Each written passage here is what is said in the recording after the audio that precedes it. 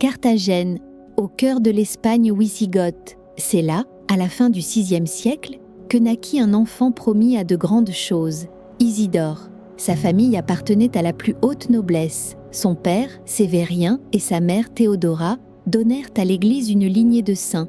Saint Léandre, évêque de Séville, Saint Fulgence, évêque de Carthagène, et Sainte Florentine, vierge consacrée, honorée dans le culte public. Un jour, alors qu'il était encore dans les langes, sa nourrice l'ayant laissé seul dans un jardin, un essaim d'abeilles vint l'envelopper. Certaines se posèrent sur son visage, d'autres dansaient autour de lui, sans lui faire le moindre mal. Ce prodige fut compris comme un signe du ciel. Isidore serait un homme à la parole douce, à la science abondante, lumineuse. Éduqué par son frère aîné, Saint Léandre, évêque de Séville, Isidore reçut un enseignement ferme, parfois trop. Un jour, accablé par la sévérité des réprimandes, il s'enfuit de l'école. Il erra dans la campagne, puis s'assit au bord d'un puits. Là, son regard se fixa sur la margelle de pierre, lentement creusée par la chute répétée de quelques gouttes d'eau.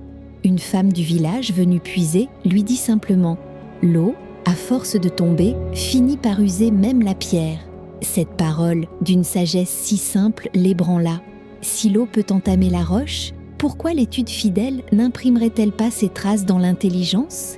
Isidore comprit, il se releva et retourna à Séville, transformé. Dès lors, il se livra tout entier à l'étude. Par la grâce de Dieu, il devint l'un des plus grands esprits de son temps.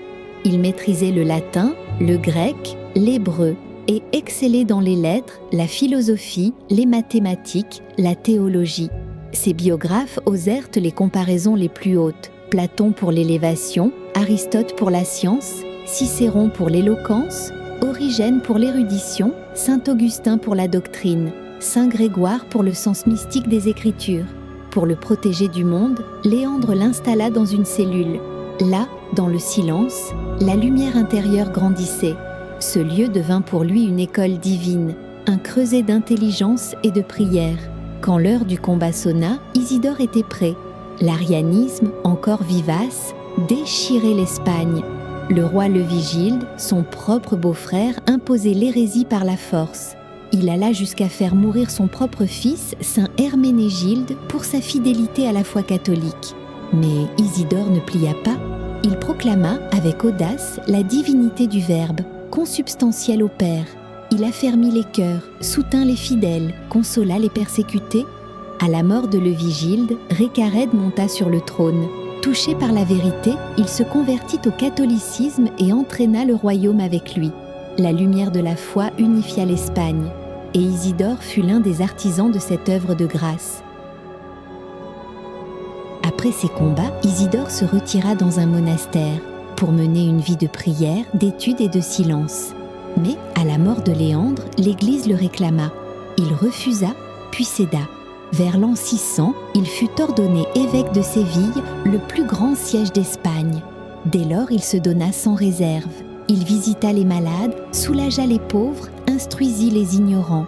Il lutta pour éradiquer les restes de l'hérésie, releva la liturgie, réforma les mœurs. Il composa un missel et un bréviaire, d'une grande beauté, qui furent longtemps en usage chez les Goths et les Mozarabes. Il voulait que les offices reflètent la majesté du Dieu vivant. Conscient que la solidité de l'Église repose sur ses prêtres, il fonda un séminaire. Il y enseigna lui-même la théologie, la liturgie, la piété. Il forma des hommes de Dieu, instruits mais surtout habités. Il rédigea une règle monastique, la règle de Saint Isidore, souvent citée par l'abbé d'Aniane. Il fonda des monastères, multiplia les lieux de prière et de silence. 2 grands conciles portèrent ni sa marque. Au second de Séville, il confondit un hérétique acéphale et guérit un aveugle en posant sur ses yeux son gant. Au 4e concile de Tolède, il fit adopter 74 canons. Il y imposa, dans tout le royaume, l'étude du grec et de l'hébreu. Mais son héritage le plus vaste, c'est son œuvre écrite. Il composa des encyclopédies, des traités, des histoires. Il transmit à l'Occident la sagesse de l'Antiquité. Il fit connaître Aristote bien avant que les Arabes ne l'introduisent à nouveau en Europe. Il rédigea l'histoire des Goths, des Vandales, des Suèves. Il offrit à l'Espagne une culture chrétienne, profonde, belle, équilibrée. Il composa aussi la liturgie mozarabe, priante, poétique, solennelle, qui traversera les siècles jusqu'à être ressuscitée par le cardinal Ximénez. Par son savoir, sa foi, sa plume, Isidore devint une lumière pour l'Église. 6 mois avant sa mort, il sentit que le terme approchait. Il fit distribuer tous ses biens, aux pauvres, aux vierges, aux monastères, aux étudiants. 4 jours avant de mourir, il fit venir 2 évêques. Il se fit porter à l'église Saint-Vincent. Devant le peuple rassemblé, les larmes aux yeux, il ôta ses habits épiscopaux, revêtit un cilice, se couvrit de cendres. Puis, à genoux, il pria « Ô Dieu, qui voyez les cœurs, qui avez pardonné aux publicains, recevez ma confession et détournez vos yeux de mes fautes. » Il reçut l'absolution, la sainte communion. Il remit toutes les dettes, donna ce qu'il lui restait aux pauvres. Et le 4 avril 639, entouré de clercs, de moines, de vierges, il rendit son âme à Dieu. Ses reliques reposent à Léon. On le représente avec des abeilles, pour son éloquence, une plume pour sa science, un roi à ses pieds, pour sa victoire sur l'hérésie.